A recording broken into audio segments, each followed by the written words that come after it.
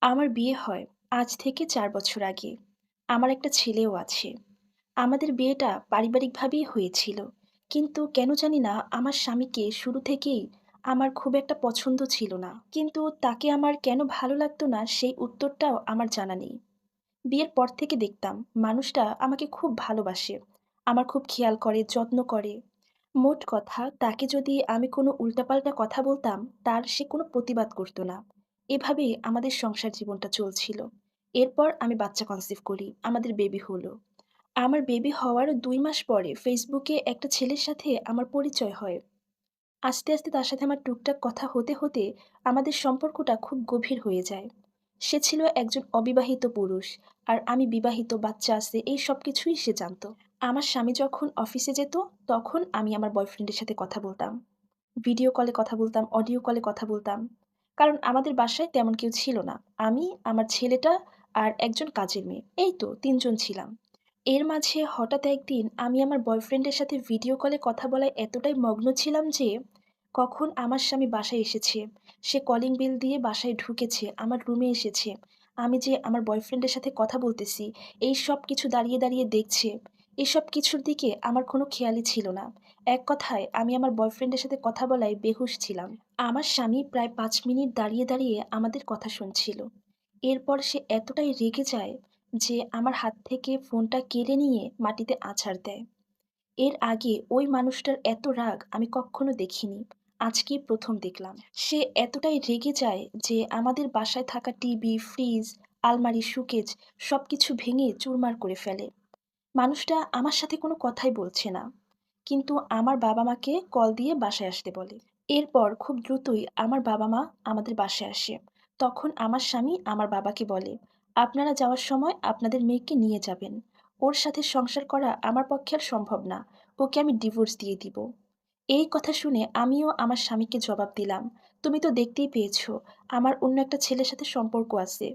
আর ওই ছেলেটা তোমার থেকে আমাকে অনেক বেশি ভালোবাসে। হ্যাঁ, তুমি আমাকে ডিভোর্স দিয়ে দাও। তারপর আমি আমার বয়ফ্রেন্ডকেই বিয়ে করব। তোমার মতো মানুষের সাথে আমিও আর থাকতে চাই না।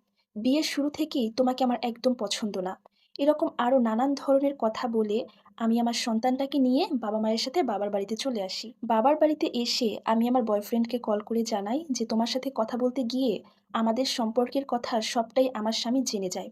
এরপর আমাদের ডিভোর্স হয়ে যায়। চলো এখন তুমি আর আমি বিয়ে করে নতুন করে সংসার সাজাই।" বিশ্বাস করেন, ঠিক ওই মুহূর্তেই আমার বয়ফ্রেন্ড একেবারেই চেঞ্জ হয়ে যায়। সে আমাকে সরাসরি বলে, "তুমি এসব কি বলছো? তোমাকে আমি বিয়ে করব মানে? তোমাকে আমি কক্ষনো বিয়ে করতে পারব না। একে তো তুমি বিবাহিত, তার উপরে এখন ডিভোর্সি।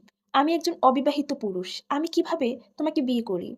শোনো, তোমাকে আমি কক্ষনো বিয়ে করতে পারব না।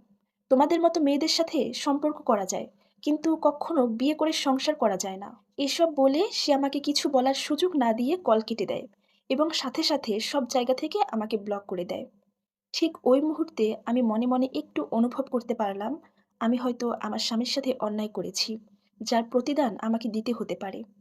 ১ম আমার বাবা-মা আমাকে খুব একটা কিছু বুঝতে দেয়নি। আগের মতোই ভালোবাসতো, কেয়ার করতো। কিন্তু আস্তে, আস্তে আমার বাবা-মাও একটু, একটু করে পরিবর্তন হতে লাগলো। এভাবেই সময় যেতে লাগলো। এরপর যখন আমার খুব প্রয়োজনে আমি আমার বাবা-মায়ের কাছে মাত্র ৳৫০০ চাইতাম, তখন তারা আমাকে সেই টাকাটা দিত না। উল্টো অনেক বাজে, বাজে ভাষায় কথা বলত। আমি আমার ছোট্ট বাচ্চাটার জন্য দুধ কেনার টাকা ম্যানেজ করতে পারতাম না। আমার বাবা-মা আমাকে সেই টাকা দিত না। আর আমার ভাই আর ভাবি, তারা তো কথায়, কথায় আমাকে খোঁটা দিত। খুব বাজে, বাজে ভাষায় কথা বলত। ঠিক ওই মুহূর্ত থেকে আমি বুঝতে পারি, আমি আমার পাপের শাস্তি পাচ্ছি। কারণ যেই মানুষটা আমাকে এত ভালোবাসতো, তাকে আমি খুব চরমভাবে ঠকাইছি। আমি আর জীবনে কখনো সুখী হতে পারব না। আমি আমার জীবনটা নিজের হাতে ধ্বংস করে এখন ধুঁকে, ধুঁকে মরছি। জানি না আমি আমার এই ছোট্ট বাচ্চাটাকে নিয়ে জীবনে কতদূর আগাতে পারবো। আর এই সম্পূর্ণ স্টোরিটা একটা আপুর জীবন থেকে নেয়া। সত্যি আমাদের সবার উচিত কোনো কাজ করার আগে অন্তত ১০ বার ভেবে নেয়া। তাহলে হয়তো আমরা আমাদের জীবনে এত বড়, বড় ভুলের হাত থেকে রেহাই পেতে পারি। ধন্যবাদ।